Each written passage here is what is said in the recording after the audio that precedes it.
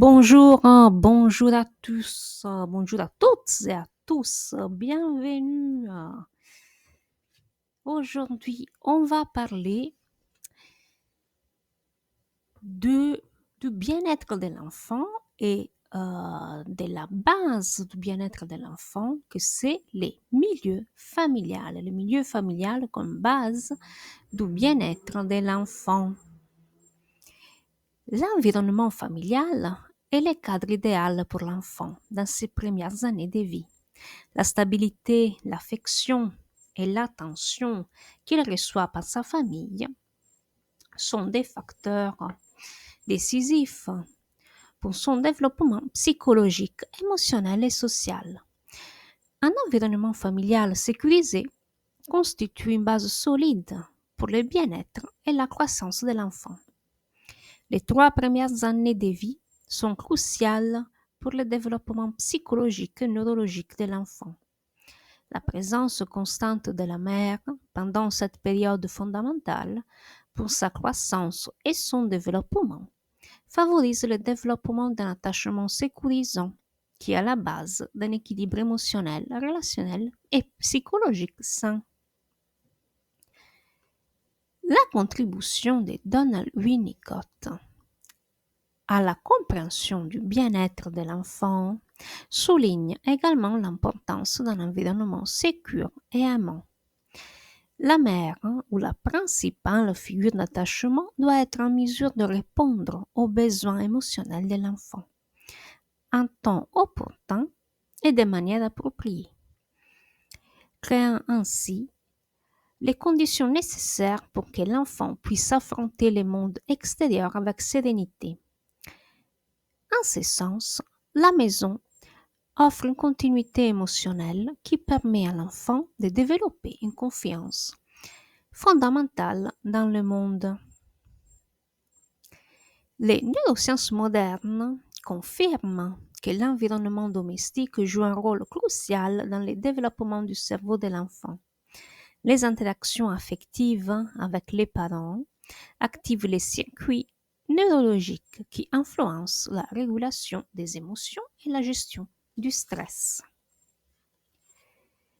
On rappelle que la zone intéressée par la régulation des émotions, c'est l'amygdale, et le front préfrontal, c'est la zone de la gestion du stress.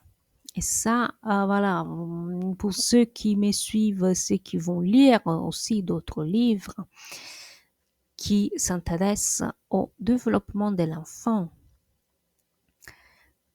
par les neurosciences, ils vont lire, ils vont toujours trouver ces zones du cerveau amygdale et préfrontale. Et la zone préfrontale.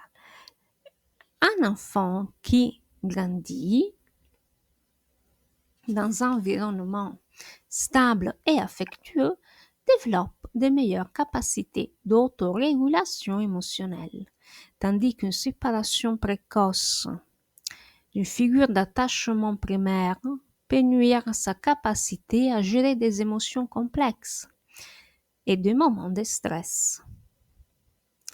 Les expériences de séparation précoce peuvent altérer le fonctionnement du cerveau et nuire au bien-être psychologique de l'enfant à long terme. La crèche, bien qu'elle puisse être un milieu éducatif utile pour les enfants plus grands, idéalement à partir de 18 mois, âge auquel l'enfant peut commencer à socialiser, n'est pas toujours en mesure de répondre pleinement aux besoins affectifs des jeunes enfants.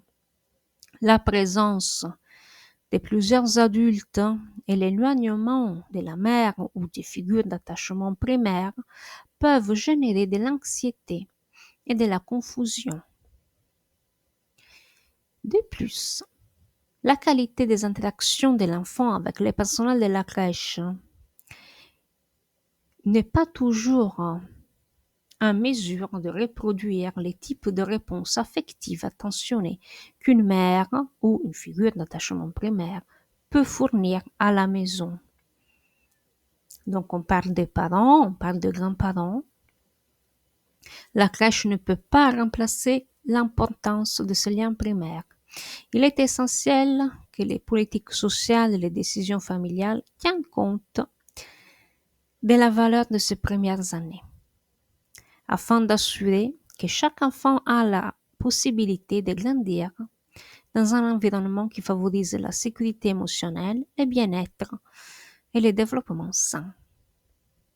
La maison et le milieu familial n'est donc pas seulement un lieu physique, mais un environnement émotionnel et psychologique qui favorise le développement du bien-être de l'enfant.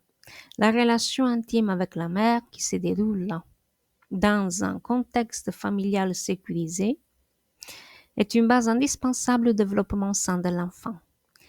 Bien que la crèche puisse remplir une fonction éducative, pourquoi pas, c'est la maison qui offre les bases émotionnelles les plus solides, favorisant le bien-être qui accompagnera l'enfant sur son chemin de développement.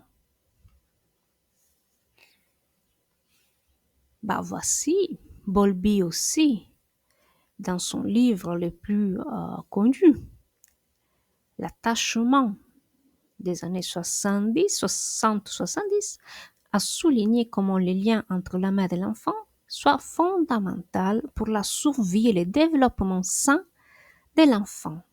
L'attachement, selon Bowlby, est un système de comportement programmé biologiquement qui est activé pour assurer la protection de l'enfant. Ce système se manifeste par des comportements d'approche tels que les pleurs ou les sourires qui suscitent une réponse de la mère. Les neurosciences ont confirmé que les réponses émotionnelles et affectives sont des processus neurobiologiques médiés par les systèmes limbiques, en particulier par l'amygdale et les cortex préfrontal. Voilà. On retrouve ces deux zones très importantes du cerveau.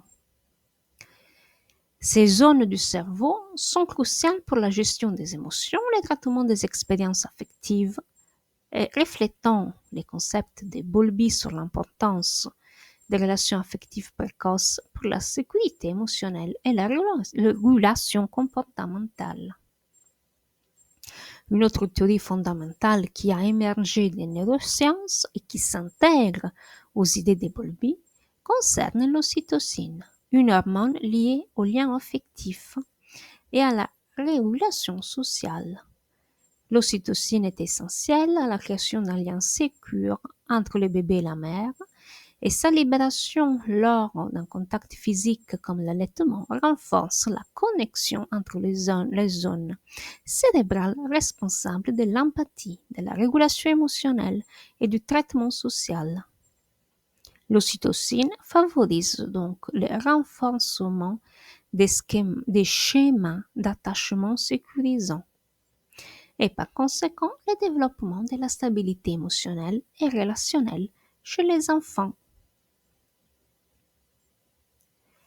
Voilà, pour aujourd'hui, on a terminé et je vous invite à regarder les autres vidéos. Merci de m'avoir suivi et à la prochaine.